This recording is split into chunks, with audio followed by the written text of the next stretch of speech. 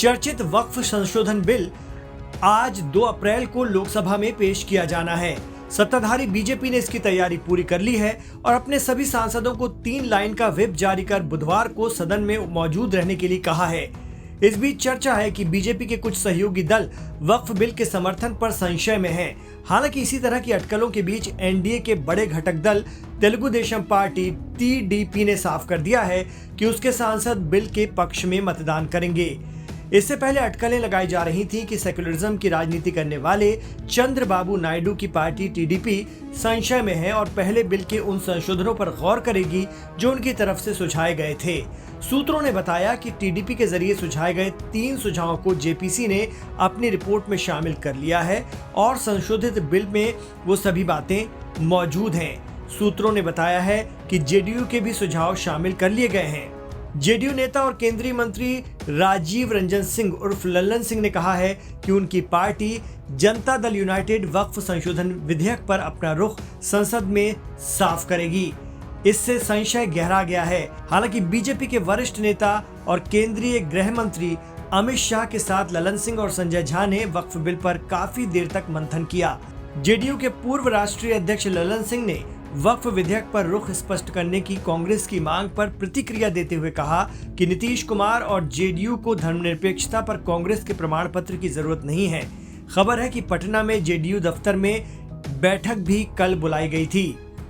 बिहार में एनडीए के एक और घटक दल यानी केंद्रीय मंत्री जीतन राम मांझी के हिंदुस्तानी अवाम मोर्चा ने भी बिल के समर्थन का ऐलान किया है, लेकिन चिराग पासवान की पार्टी ने अभी तक कुछ खुलकर नहीं कहा है।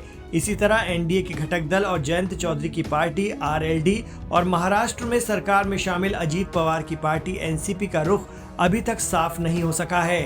सूत्रों के अनुसार विधेयक को 2 अप्रैल को दोपहर 12 बजे लोकसभा में पेश किया जाना है। अल्पसंख्यक मामलों के मंत्री किरण रिजिजू विधेयक के प्रावधानों को लेकर सदन को जानकारी देंगे।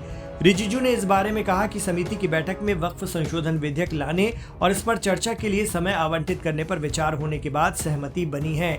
विधेयक पर 8 घंटे तक चर्चा होगी।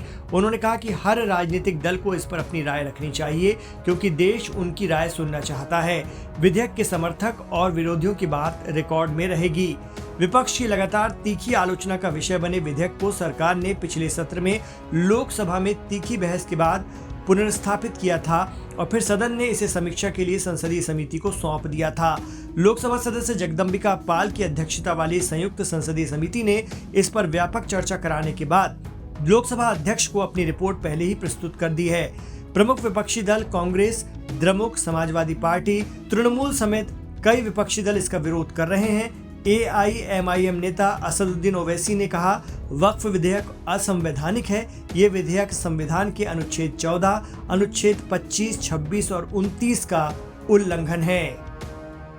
सेकुलर पार्टी को टीडीपी को अपना स्टैंड क्लियर करना चाहिए। देखिए, जेडीयू को या नीतीश कुमार जी को कांग्रेस पार्टी के सर्टिफिकेट की कोई जरूरत नहीं है। वो अपने गिरेबान में झांक के देखें। कितना साल इस देश में शासन किए, बिहार में कितना साल शासन किए, मुसलमानों के लिए क्या किया उन्होंने, उसका भी तो बताएं। नीतीश कुमार जी को सर्टिफिकेट की जरूरत नहीं है। नीतीश कुमार जी ने पिछले 20 वर्षों में मुसलमानों के हक में उनके सामाजिक, आर्थिक, शैक्षणिक उत्थान के लिए जो काम किया है वो देश की आजादी के बाद किसी राज्य में आज तक किसी सरकार ने काम नहीं किया। नीतीश कुमार जी ने भागलपुर का जो दंगा हुआ था जिसमें हजारों मुसलमान मारे गए थे, किसके शासनकाल में हुआ था? कांग्रेस पार्टी के शासनकाल में हुआ। क्या किया कांग्रेस पार्टी ने?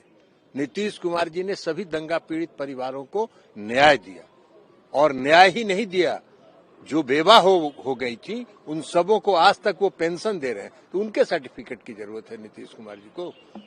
सेकुलरिज्म की, सेकुलरिज्म उनके लिए नारा है। वो वोट के लिए राजनीति करते हैं।